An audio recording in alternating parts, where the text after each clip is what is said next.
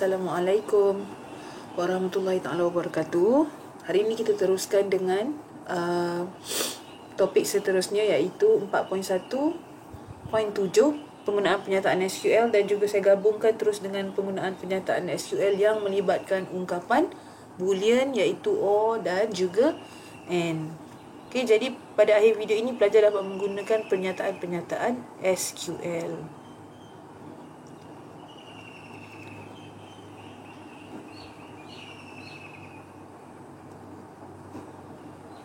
Okey, penggunaan pernyataan SQL. Pernyataan SQL ini, semua pangkalan data menggunakan arahan SQL untuk mencapai data daripada rekod yang disimpan. So, SQL mempunyai sintaks yang tertentu yang mesti diikut semasa digunakan. Antara arahan SQL yang akan kita pelajari iaitu select from, select where, select order by. Okay, kita tengok dulu yang pertama, iaitu select from. Okay. Kataan select ni digunakan untuk memilih atribut ataupun field yang kita mahukan. From kita guna untuk memilih entity, iaitu contohnya from jadual mana ataupun table mana. Kita tengok contoh yang pertama, select ID murid, nama murid. Ini maksudnya kita hanya mahukan paparan ID murid dengan nama murid sahaja. From murid maksudnya from table murid. Okay, kalau contoh kedua, select dan simbol asterisk ni, from murid bermaksud dia akan memilih semua atribut dalam table murid. Okey, boleh faham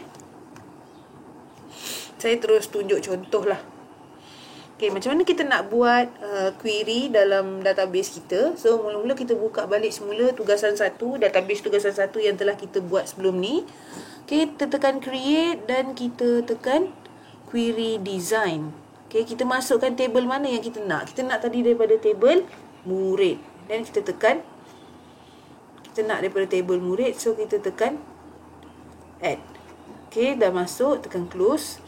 Dan jangan lupa kita perlu menukar kepada SQL view untuk kita tulis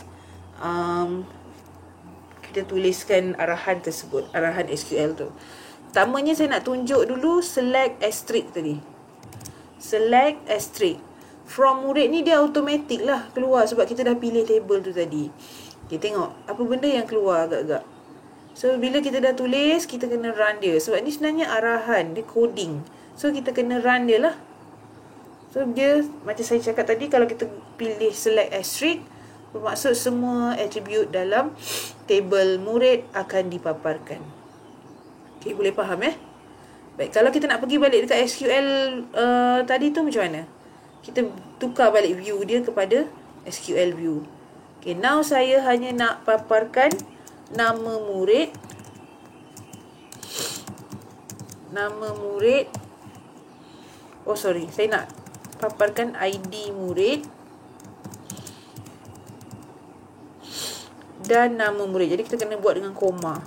Nama murid. From murid. Lepas tu kita tekan run. So, yang keluar hanyalah ID murid dengan nama murid sahaja. Field ini saja yang keluar. Jadi, kita savekan kita punya query. Gunakan. Yang ini adalah senarai nama. Senarai nama. Semua belajar. So, biar nama query, yang query name tu biar berkaitan dengan soalan tu. Apa benda yang kita nak tanya. Jangan kita buat query name, contohnya 1, 2. Bila kita nak rujuk balik, kita tak tahu apa benda sebenarnya query tu yang kita buat. Okay, bila kita tekan OK, dia akan wujud di sebelah sini. Nampak ni, query senarai nama. So, saya tahulah query ni akan memaparkan semua senarai nama. Seterusnya, tadi select from. Seterusnya, kita tengok select where. Select tu sama je lah dia punya tu untuk kita pilih apa atribut yang kita nak. Where tu untuk menentukan kriteria yang kita kehendaki. Contohnya, kita nak select nama murid, jantina dan kaum. From murid, daripada table murid. Where, jantina hanya perempuan. Kalau kat sini, kalau kamu baca, kamu tahu bahawa kita hanya nak paparkan nama murid dan juga kaum yang pelajar perempuan sahaja. So dia ada dia punya kriteria yang kita nak pilih. Okay, so macam mana nak buat? Saya copy yang ni. Kita pergi balik dekat database kita. Kita pergi create, query design, masukkan murid, add, close, pergi tekan SQL view dan kita paste yang tadi tu. So nampak sini, select nama murid jantina kaum, where jantina sama dengan perempuan. So saya tekan run. Character found after end of SQL. Okay, kat sini ada error. Maksudnya ni ada syntax error. Kenapa syntax error? Kamu tengok kat sini. Ni sepatutnya dia tak boleh ada kat sini. Dia mesti ada pada baris yang hujung, baris yang terakhir. So simbol semicolon tu perlu ada dekat sini. So kita run. Okay, perempuan. Kenapa perempuan ni salah? Where jantina sama dengan perempuan.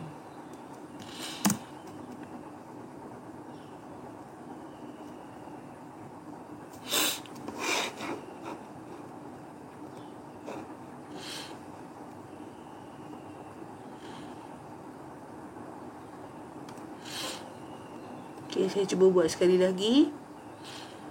Create, query design, murid, add, pergi dekat SQL. Okay, select. Dia nak tadi nama murid, jantina dan juga kaum. From murid, where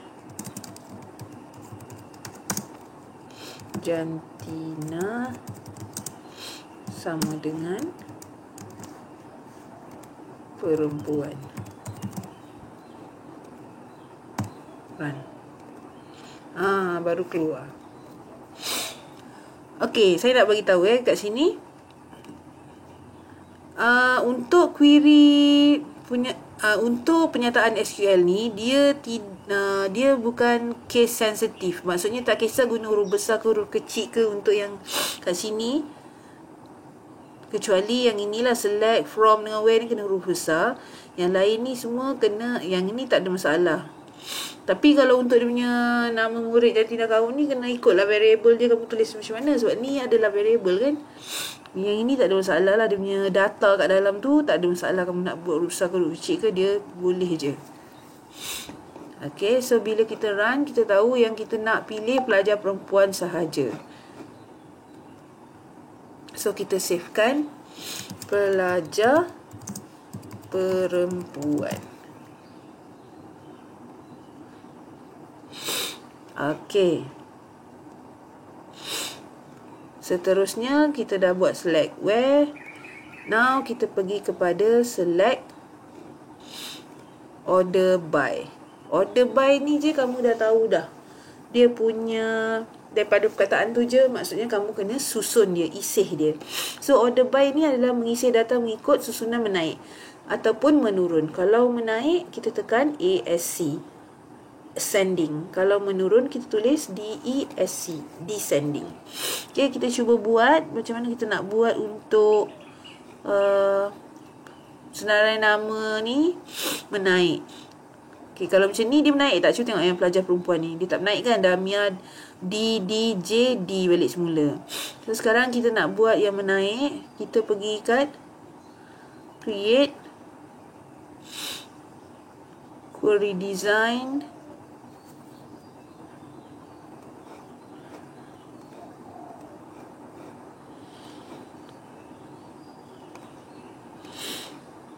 okay, saya dah buat siap-siap dia punya tu. Order by nama murid.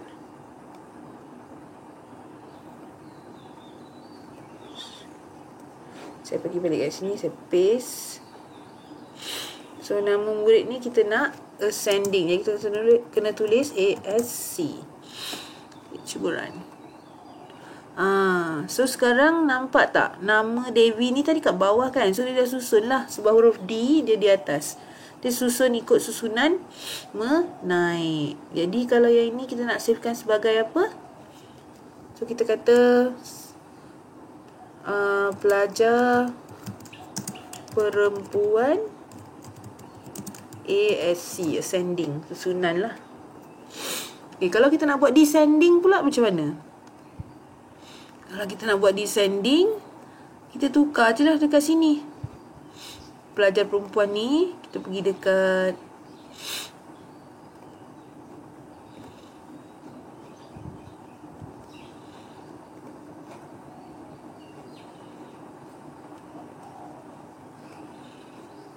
tukar view dia.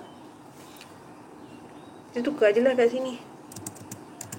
DESC. So bila kita run, dia akan terbalik. Nampak tak dia dah menurun? Sepatutnya D dulu, dia boleh menurun J dulu. J akan naik di atas. Okay, so itu ascending, descending. Seterusnya, okay, descending. Seterusnya ialah kita nak buat penggunaan pernyataan SQL melibatkan ungkapan boolean. Ungkapan boolean ni yang mana satu? Or ataupun and. Okay, untuk menggabungkan dua kriteria. Bila kita guna or ni, maksudnya kita nak gabungkan dua kriteria. So, nilai boolean yang benar akan dipulangkan jika salah satu kriteria P atau Q adalah benar. So, salah satu kriteria. Kalau P benar, dia papa. Kalau Q benar, dia papa. Salah satu. Okay, kita tengok cara susunan dia kita guna dekat where ni. Kita tengok where jantina perempuan or kaum Melayu. Okay, kita pilih. So, kita cuba buat dalam bekalan data kita. Kita create baru. Redesign. Kita nak murid juga.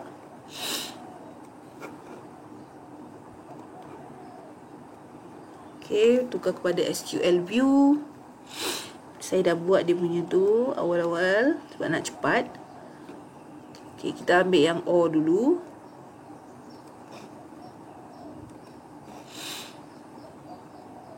Paste. Okay, cuba baca dulu. Select ID murid. Kita nak papa ID murid, nama murid jantina dengan kaum. From murid, where jantina sama dengan perempuan, kaum sama dengan Melayu. Kita gunakan kat tengah-tengah ni. So, bila kita run, apa yang jadi? Kalau kamu baca kat situ, dia macam kita nak papa perempuan dengan Melayu je kan? Tapi sebenarnya bila tu, kalau salah satu tu benar, maka dia akan papakan. Okay, kita tengok contoh ni. Dia jantina dia perempuan. So, dia papa lah. Sebab jantina dia perempuan. Kaum dia pun kebetulan Melayu. Okey, ni pun sama. Jantina perempuan. Dia benar kat dua ni. Benar-benar, maka dia benar. Contohnya, jantina ni tak benar kan? Yang ini palsu kan? Sebab jantina dia lelaki. Tapi sebab Melayu, dia kaum Melayu. Dia benar. Jadi, palsu benar, benar. Macam ni perempuan Cina. Perempuan dia benar. Jantina dia benar. Kaum dia palsu. Sebab Cina. Sepatutnya kaum Melayu. Tapi dia salah satu kan. Salah satu benar dia jadi benar. So perempuan ada papa kalah yang Jessica Chang ni. Okey. Boleh faham tak? Dia kena salah satu lah, sama ada jantina benar ataupun kaum tu benar. Okey, dan seterusnya yang ini adalah kita savekan sebagai operator or.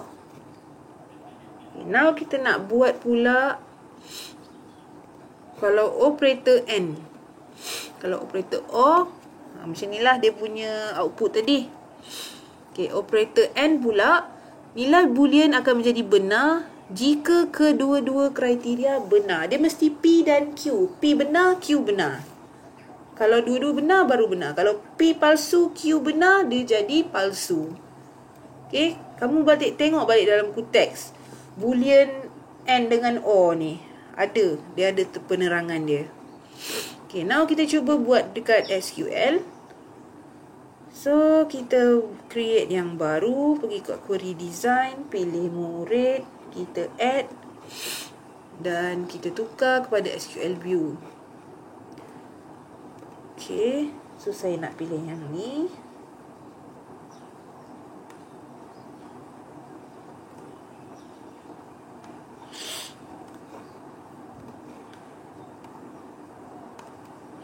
Saya hanya ubah yang kat sini jadi N. Agak-agak apa yang dia keluar. Kalau macam ni, where jantina perempuan, N kaum Melayu. Dia mesti perempuan, dia mesti Melayu. Jadi dia akan paparkan dua sahaja. Sebab ni sahaja dua yang menepati kriteria, yang perempuan dan Melayu. Okay, boleh faham So kita savekan query kita sebagai operator N. So, itu saja yang berkaitan dengan SQL, penggunaan pernyataan SQL. Saya harap awak faham. Kalau tak faham, boleh ulang video ni sampai awak dapat. Okay, kita jumpa pada video yang seterusnya, yang mana kita akan bina laporan pula daripada database ini. Okay, selamat mencuba. Terima kasih.